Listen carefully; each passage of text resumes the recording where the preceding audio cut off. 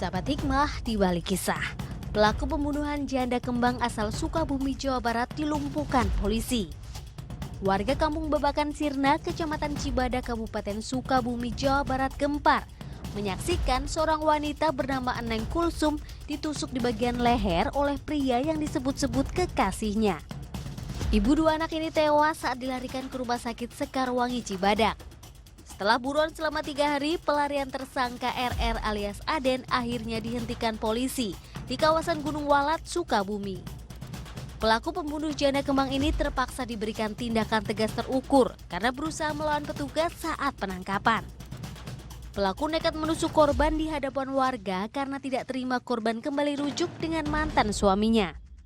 Akibat perbuatannya, tersangka dijerat KUH Pidana Pasal 340 tentang pembunuhan berencana dengan ancaman hukuman penjara seumur hidup.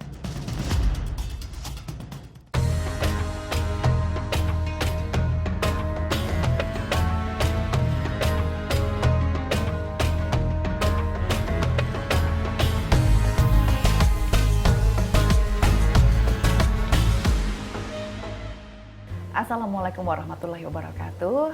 Alhamdulillah pagi ini kita berjumpa lagi sahabat hikmah bersama saya Rahma Hayuningdia dan sudah ada Ustadz Zaki Mirza. Ustadz, hari ini akan kita bahas adalah tema besar nih Ustadz, kisah kasih perempuan. Wih. Tapi khusus di segmen yang pertama ini, spesifiknya akan kita bahas itu soal janda. Janda. Bahas dudanya kapan duda? Janda dulu nih Janda Ustadz. dulu ya. Karena nggak tahu kenapa ya Ustadz ya, kalau ngomongin janda itu, status janda itu suka kemana-mana kadang-kadang pikiran Iya. kita tuh ya kan. Padahal kan janda ya sama perempuan, bedanya dia pernah bersuami udah gitu. Nah, kita tuh ingin tahu Ustadz, kalau Islam itu mengajarkan umatnya dalam tanda kutip memperlakukan janda itu seperti apa ya Ustadz? Ya, bismillahirrahmanirrahim, sahabat hikmah.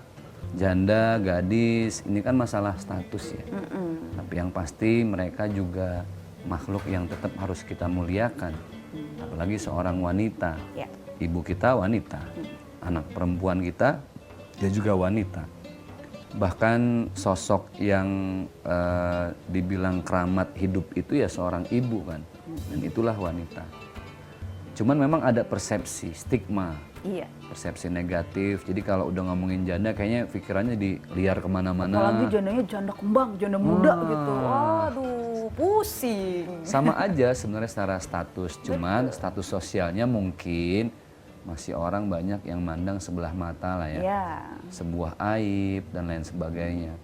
Dalam hal ini tidak ada perbedaan Islam memandang janda dan gadis. Tapi memang dalam hukum pernikahan, kemudian dalam hukum nanti siapa surga seorang gadis itu tetap masih di ibunya. Ketika sudah menikah dipindahkan sama Allah ke suaminya, itu aja.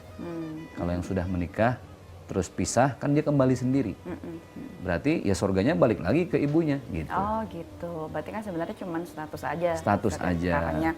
Nah kalau misalnya statusnya sudah menjadi janda, kalau misalnya waktu ada suami, kan suami punya tanggung jawab untuk menafkahi misalnya gitu kan. Nah kalau misalnya dia sudah janda, apakah suami yang terdahulu itu harus juga menanggung tanggung jawab yang sama terhadap mantan istrinya, atau jadinya janda ini tanggung jawabnya siapa ya Ustaz? Yang pasti sudah tidak jadi tanggung jawab mantan suaminya ketika dia pisah atau bercerai. Tapi ketika suaminya meninggal, nah, biasanya bisa jadi bukan kewajiban orang tua boleh menafkahi lagi anaknya karena dia sudah tidak punya suami sekarang, atau bahkan dari mertuanya juga boleh kalau masih mau menafkahi.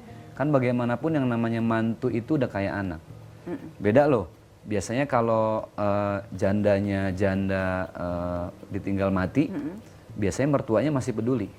Iya. Ya, tapi kalau jandanya pisah, biasanya hubungan keluarganya juga udah nggak baik lagi. Nah, Dalam hal ini sebaik-baiknya posisi sebagai orang tua adalah tetap peduli terhadap anaknya yang memang kembali lagi sendiri menjadi seorang janda. Ya.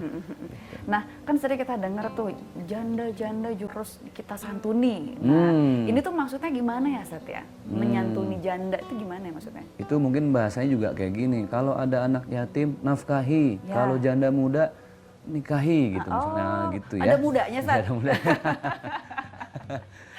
Ya lucu-lucuan yang kayak gitulah. Iya. Tapi memang ya sebenarnya sebaik-baiknya pahala itu ketika kita bersedekah lillahi ta'ala.